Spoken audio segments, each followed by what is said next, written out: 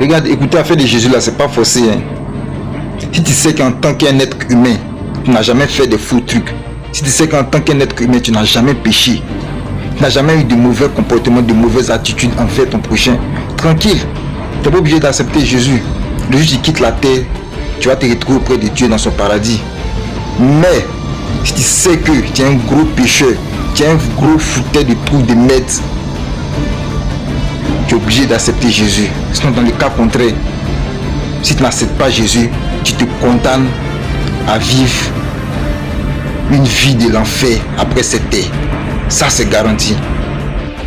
Parce que la Bible dit Dieu est notre ombre à notre main droite. Et lorsqu'on décrit le trône de Dieu dans le livre d'Apocalypse, on dit Jésus est assis à la droite de Dieu et que Jésus est la main droite de Dieu. Donc Dieu étant l'ombre de notre main droite, Jésus est comme la main de Dieu qui vient soutenir la vie des êtres humains. Donc quelqu'un qui te tend sa main droite afin de pouvoir te tirer, te sortir, tu refuses. Attends, ça lui, tu lui fais du mal ou bien c'est à toi tu te fais du mal. C'est toi qui te condamnes à la mort au fait. Parce que la Bible dit le salaire du péché c'est la mort et celui de la justice c'est la vie éternelle. En cas c'est dit la vérité, tu fais le faux truc. Tu peux pas passer une journée même sans mentir. Disons-nous la vérité, ton esprit est faible. Tu vois quelque chose mais qui ne t'appartient pas, tu ne peux pas t'empêcher de pouvoir voler, ça ne t'appartient pas. On prend même ton téléphone, c'est rempli de films X, c'est rempli de films d'adultes, c'est rempli de films porno. Tu finis de regarder aussi là, tu ne peux pas t'empêcher. Tu te mets dans la douche, mais quelque part, tu frappes ton mouvement rapidement, tu sors, tu fais des faux trucs.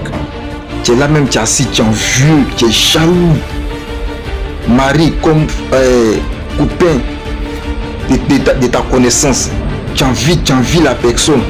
Tu te fais même des films, tu t'écris même des scénarios dans la tête où tu es en train de péter de te marier ou tu es en train de coucher avec cette personne. Tu fais des faux trucs, tu pêches en parole, en pensée. Tout ça, ça te condamne. Vous voyez, il y a tellement de faux trucs qu'on ne peut pas s'asseoir pour tout dire ici. Il y a tellement de choses, sans compter le lesbianisme, sans compter la pédophilie, sans compter l'homosexualité. Il y a tellement de choses. Des personnes même qui s'envoient des féticheurs, des marabouts, qui font certaines choses qui sont contre nature, qui sont pas bien aux yeux de Dieu. Il y a tellement de choses. Ça fait que nous sommes dans le faux, ça nous condamne nous-mêmes. Donc c'est dans ce trou que nous sommes, c'est dans ce cercle vicieux que nous sommes, c'est dans ce système que nous sommes, qu'on pense que c'est la vraie vie, que Dieu regarde et il voit que nous sommes en train de perdre notre âme sans pourtant rester indifférent. Il nous tend sa main droite.